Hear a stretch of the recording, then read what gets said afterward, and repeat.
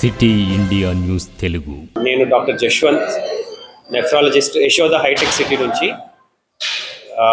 మొదటిగా మీ మీ అందరికీ కృతజ్ఞతలు ఇచ్చినందుకు. వీరికి డయాలిసిస్ కూడా అందిస్తాము. డయాలిసిస్ మనకు ఒక బ్రిడ్జ్ థెరపీ లాంటిది. మనకు కొన్ని రోజులు డయాలిసిస్ పనికి వస్తుంది, కానీ దీర్ఘకాలికంగా మనకు అత్యుత్తమ ట్రీట్మెంటు కిడ్నీ ట్రాన్స్ప్లాంట్. అంటే కిడ్నీ ట్రాన్స్ప్లాంట్ చేసి ఉన్నాము అత్యుత్తమ ఫలితాలతో.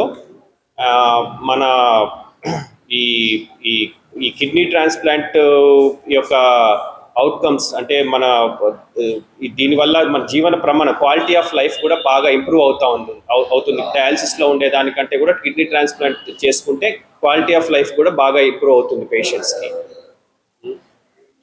అది సో ఈ మన ఏవైతే మన ఈ అన్ని రకాల కిడ్నీ, ఇప్పుడు మనకు బ్లడ్ గ్రూప్ మార్పిడి, బ్లడ్ గ్రూప్ డిఫరెంట్గా ఉన్నా కూడా కిడ్నీ ట్రాన్స్ప్లాంట్ సర్జరీస్ చేసి ఉన్నాము.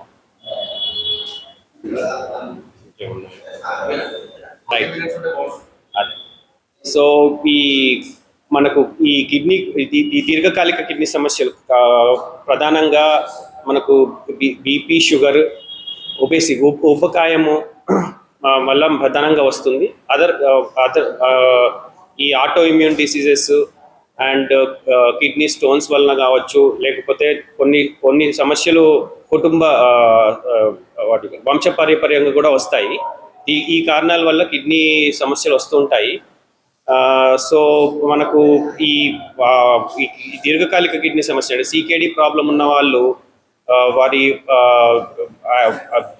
వాళ్ళకు షుగర్ కానీ బీపీ కానీ కంట్రోల్లో పెట్టుకోవడం, యాక్టివ్ లైఫ్ స్టైల్ మెయింటైన్ చేయడం, అది కూడా ఇంపార్టెంట్. అంటే రెగ్యులర్గా వ్యాయామం చేసి కరెక్ట్గా వెయిట్ మెయింటైన్ చేయడము, స్మోకింగ్, డ్రింకింగ్ లాంటివి అవాయిడ్ చేయడము, ఇవన్నీ చాలా ఇంపార్టెంట్. రిస్క్ ఫ్యాక్టర్స్ ఉన్నవాళ్ళు అంటే డయాబెటీస్, హైపర్ టెన్షన్ ఉన్న వాళ్ళు ఎవ్రీ సంవత్సరం అట్లీస్ట్ 6 నెలలకి, సంవత్సరానికి ఒకసారి క్రియాటినిన్, యూరిన్ టెస్ట్ చేసుకొని ఎర్లీగా డయాగ్నోస్ చేసుకుంటే మన కిడ్నీ హెల్త్ని ప్రొటెక్ట్ చేసుకోవచ్చు. అట్లా మనకు ఆహార పదార్థాలు అనుకుంటే అడిక్వేట్ హైడ్రేషన్, దగ్గర మన 2.5 నుంచి 3 లీటర్ల నీళ్ళు తీసుకోవడం per day. And healthy balanced diet అంటే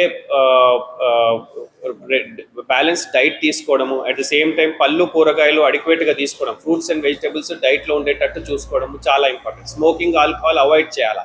ఇవన్నీ కిడ్నీకి హాని కలిగిస్తాయి. సో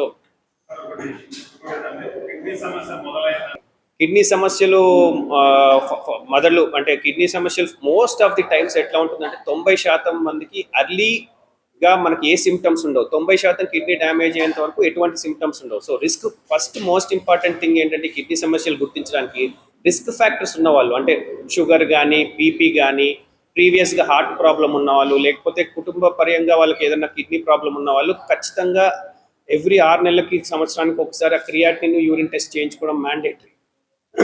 అండ్ ఒకవేళ కిడ్నీ సమస్యలు స్టార్ట్ అయినప్పుడు మనకు కాళ్ళ వాపులు రావడం కానీ, పడుకుని లేచిన తర్వాత కంటి చుట్టూ వాపు రావడం కానీ, మూత్రంలో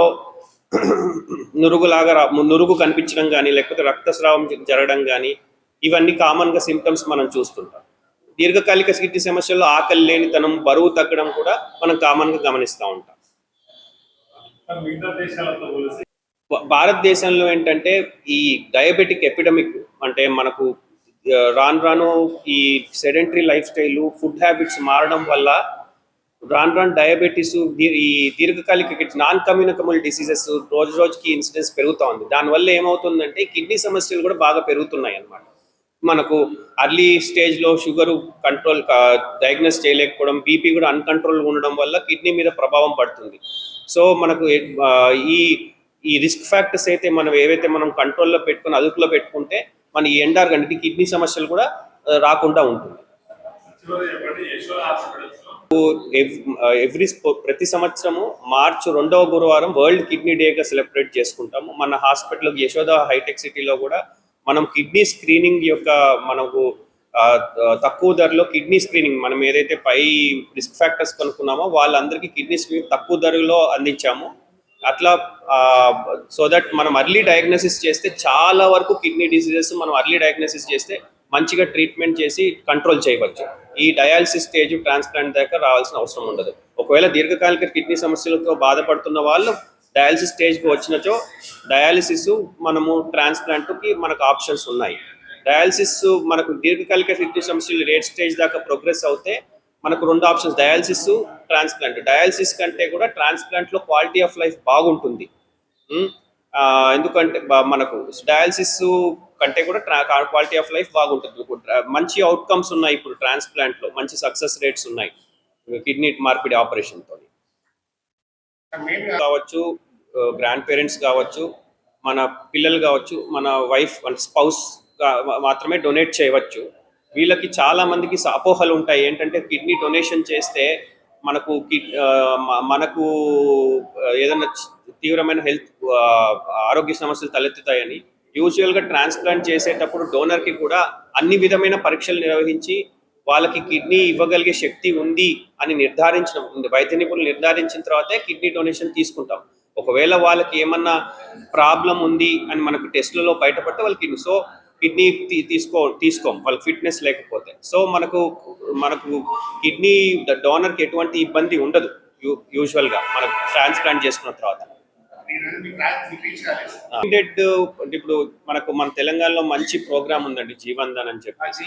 జీవన్ ధన్. సో ఇప్పుడు ఏంటంటే ఈ మనకు యాక్సిడెంట్ వల్ల కావచ్చు, లేకపోతే ఏదన్నా కింద పడడం వల్ల కావచ్చు, తలకి దెబ్బ తగిలిన వాళ్ళు బ్రెయిన్ డెడ్గా డాక్టర్లు డిక్లేర్ చేసిన తర్వాత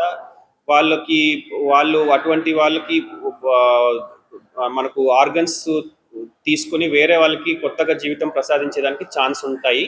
మనకు లివరే కావచ్చు, కిడ్నీనే కావచ్చు, లివరే కావచ్చు, హార్టే కావచ్చు, లంగ్స్ కావచ్చు వేరే వాళ్ళకంటే ఈ అవయవాలు పనిచేయని వాళ్ళకి మనకు అమర్చి వాళ్ళకి కొత్త జీవితం ప్రసాదించవచ్చు. ఎందుకంటే ఆ ఆర్గన్స్ ఎట్లాగో వృధాగా పోయే బదులు వీళ్ళకి ఉపయోగపడితే వీళ్ళకి కొత్త జీవితం ప్రసాదించవచ్చు.